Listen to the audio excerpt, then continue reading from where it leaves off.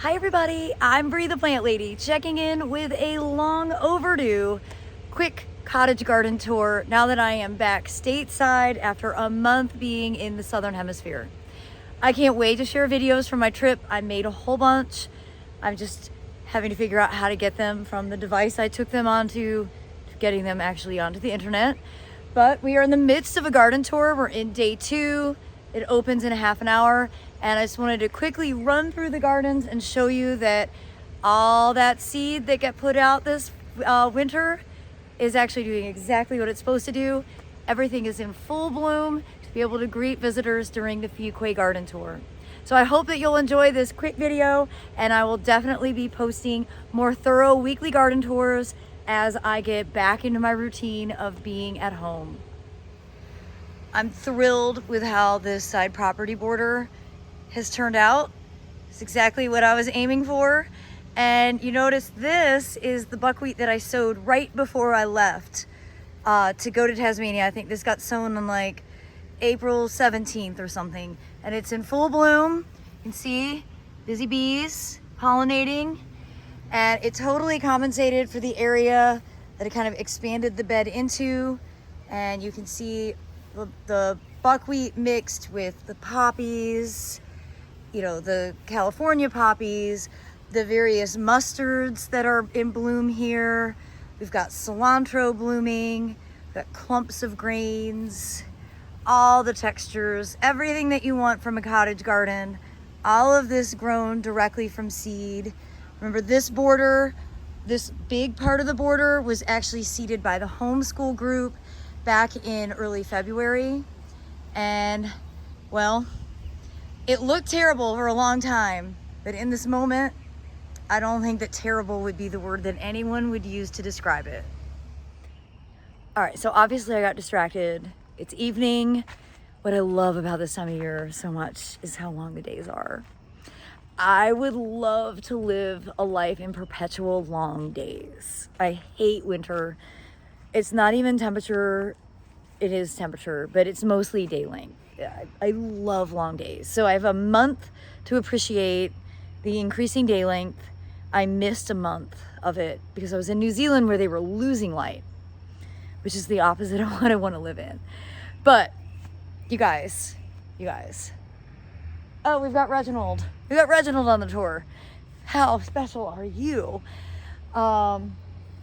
Everything has happened. Everything that I was hoping would happen from the spring or winter planted, seeded gardens. It's all colorful. It looked really pretty for the garden tour today. We didn't have a lot of people, which was disappointing.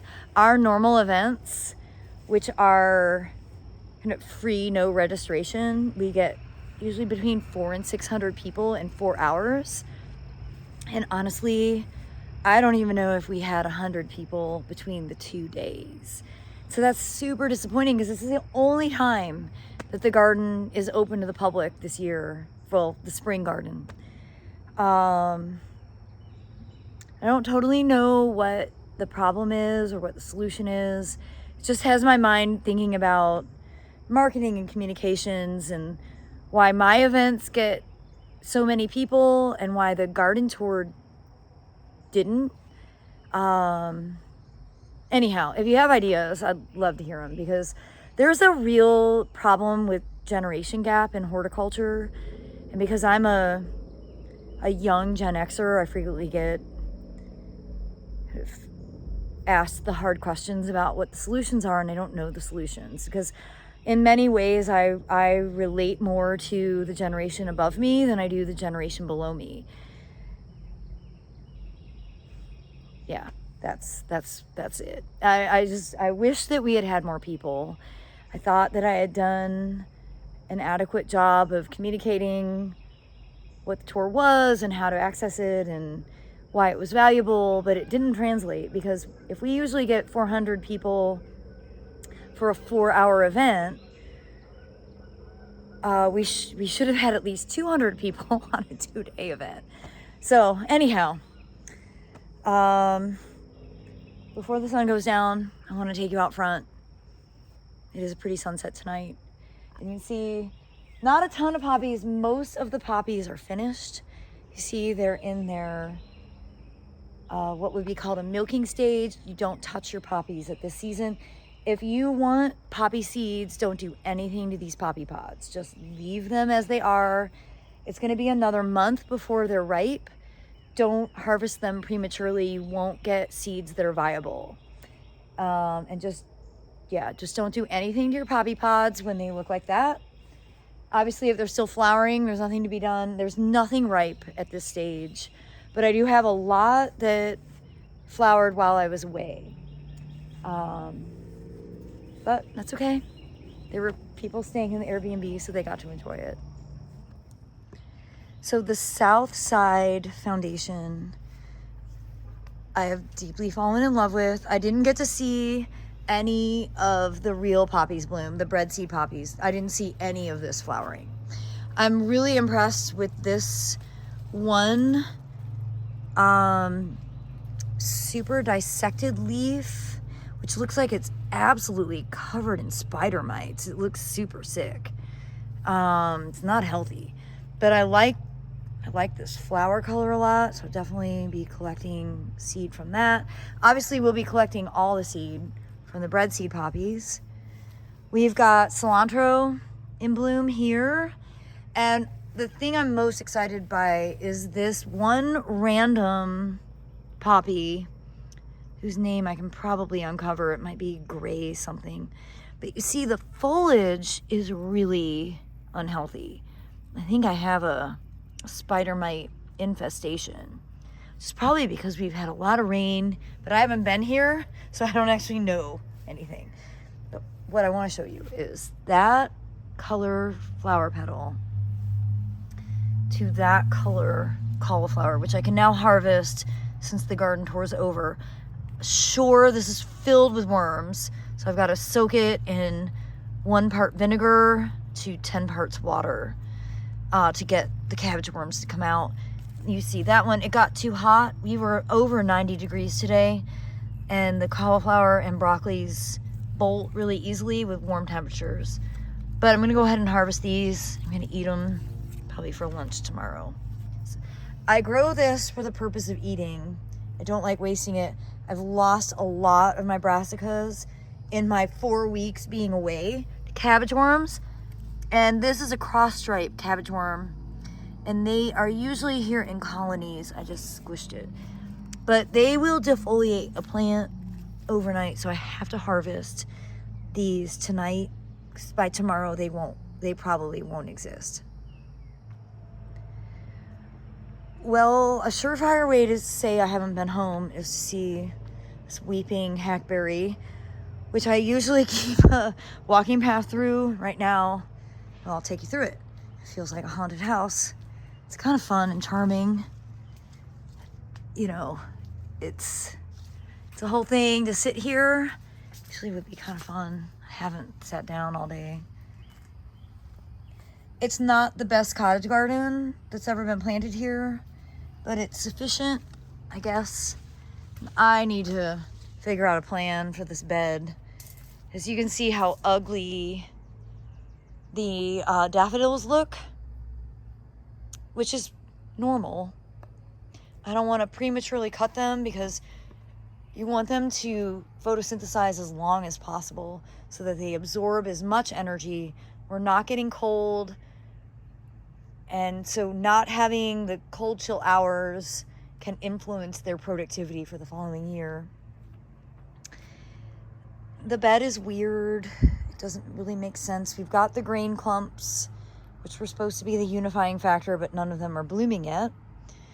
We've got self-sown bachelor buttons, basically a monoculture. None of the poppies are blooming yet. We've got dahlias that have overwintered, they've perennialized, and they need to be cut back so that they don't start blooming and start flopping all over the place. There's this one weird perennial salvia, which was a trial plant, and it's terrific. I highly recommend it. That and the crinums are kind of the only thing that makes sense in this bed. And what I'm really thinking about is transitioning this to not being annuals, because I don't live here now. I live next door. I don't want to have to micromanage this bed. And it might be better to put in like a bunch of pink muhly grass or white muhly grass, or maybe both, and transition this into something more permanent. I don't like how it looks right now. The wave is not what it used to be, and I'm positive it's because of shade and drought. And you see how small the buckwheat is? It's blooming. Buckwheat is very consistent, 30 days from seeding to flower, but you see how tiny it is here. I got a million Japanese apricot. I might go ahead and harvest some and try and ferment them. So what do I have to lose? But we've got a fairly good stand of larkspur. Got some self-sown oats. Not vigorous. There is a nutritional imbalance going on in this bed, and I've got to send off a soil sample. The only thing that looks really happy and healthy are the carrots. I know they look like Queen Anne's lace, but it's a different species. This is Daca carota. And this Silene, which used to be Lychnis coronaria. This is Silene coronaria. This has been reliably perennial and self-sowing. What's really funny about this border is that this stupid deer, I would have used a different word with a different letter. They are so bad right now. Oh my God, they're eating everything. But they're literally eating the tips of this oak, which I don't want. You know, this is a tree I paid to have cut down. I didn't grind the stump, and obviously I need to. Or maybe I'll keep it and just keep feeding the deer. Maybe they'll leave other plants alone. Just totally not how it works. All right, so the front yard of the native borders. This has actually been the most beautiful spot, and I'm getting to it late because the California poppies have closed.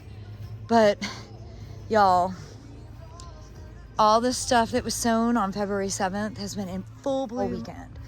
It's hands down the most successful bed of any of the beds. And I know it's not looking at prime. I'm gonna get other videos made tomorrow. I just wanted to put something up because I've kind of missed being able to share stuff with y'all. These beds with that fresh soil cube along the edge, I mean, they have so far exceeded my expectations. And you're getting a good sunset view, which I don't get to see very often. And I've got Yacht Rock jamming in the background. It's a very pretty night. It's definitely summer here in Central North Carolina. Well, everybody, I hope this quick cottage garden tour, I think today is May 18th. I'm still sort of on a different planet, having only been home like 40 hours, but I hope you'll be inspired by this. I'm very excited to share more updates. I'm really looking forward to being able to share videos from my experience in the Southern Hemisphere. So I hope that you will tune in and well, enjoy that content as much as I enjoyed getting to experience it and process it. As always, thanks so much for watching, and happy gardening.